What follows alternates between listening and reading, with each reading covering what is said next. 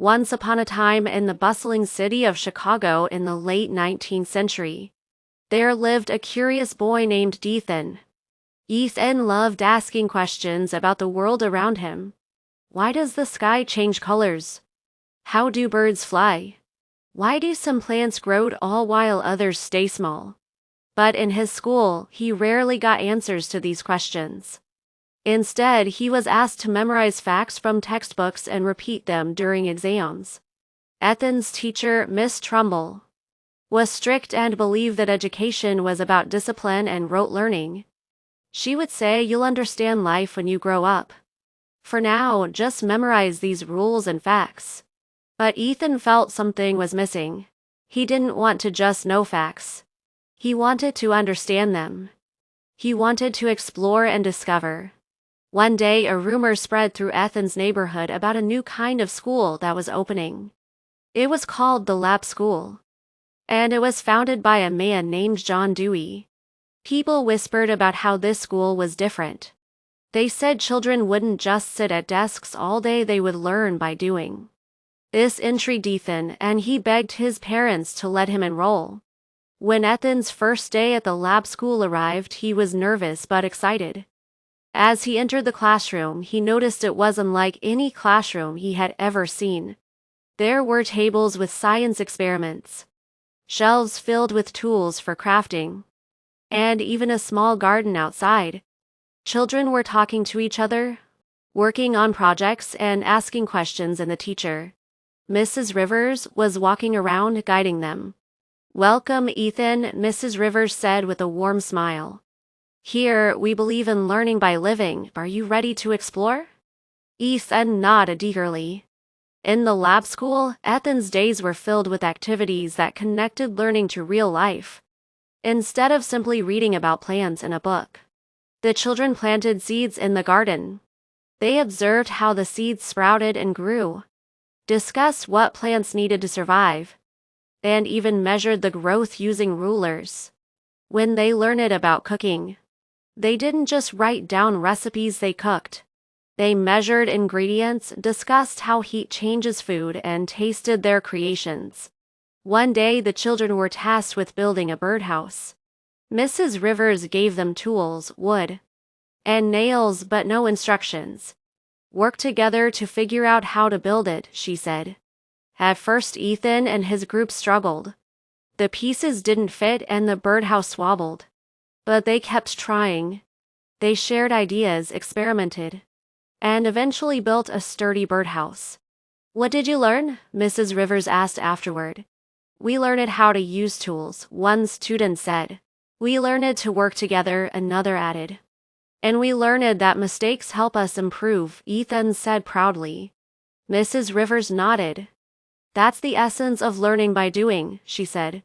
One afternoon, John Dewey himself visited the classroom. He was a tall man with kind eyes and a gentle smile. He sat with the children and asked them about their projects. When he reached Ethan, he asked, "What do you enjoy most about learning here?" Ethan thought for a moment and said, "I like that we get to try things ourselves.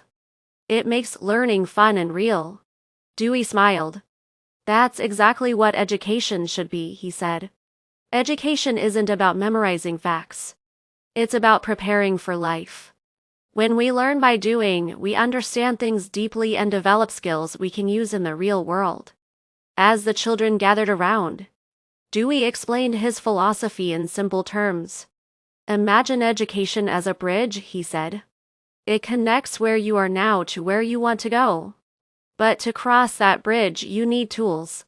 These tools are not just knowledge, but also critical thinking, problem solving, and collaboration. That's what we aim to teach here." One day, the school decided to build a small pond in the garden. The children were excited but unsure where to start. Dewey joined them and asked, "What do you think we need to do first?" "We need to dig a hole," one child said. "We need to line it so the water doesn't seep out," another added. "Exactly," Dewey said, "and as we build, let's think about why water stays in some places and not in others. Let's ask questions and find answers together." The project became a lesson in science, teamwork, and even patience. As the pond took shape, the children observed frogs and insects visiting, sparking discussions about ecosystems and habitats. Education isn't about giving answers. It's about nurturing curiosity, Dewey told Mrs. Rivers. When children are curious, they naturally seek knowledge and grow. Another important aspect of Dewey's philosophy was the idea that education is a social experience. He believed that learning happens best in a community where people share ideas and work together. At the lab school, children often worked in groups, solving problems and creating projects together. They learned to listen to each other, respect different opinions, and build on each other's ideas. One day, Mrs. Rivers assigned a project to design a new play area for the school. Ethan's group included children with different strengths. One loved drawing, another was good at math, and another enjoyed building things. Together they planned, measured, and built a model of the play area. They argued at times but always found ways to compromise and move forward. This is what society is like, Dewey explained to the parents during a presentation. We all bring different skills and perspectives. And by working together, we create something greater than we could alone.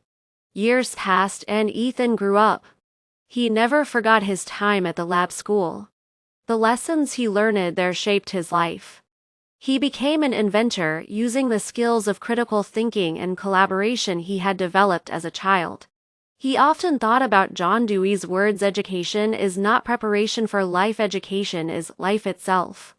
Ethan's story is just one of many that reflect the impact of Dewey's philosophy of education.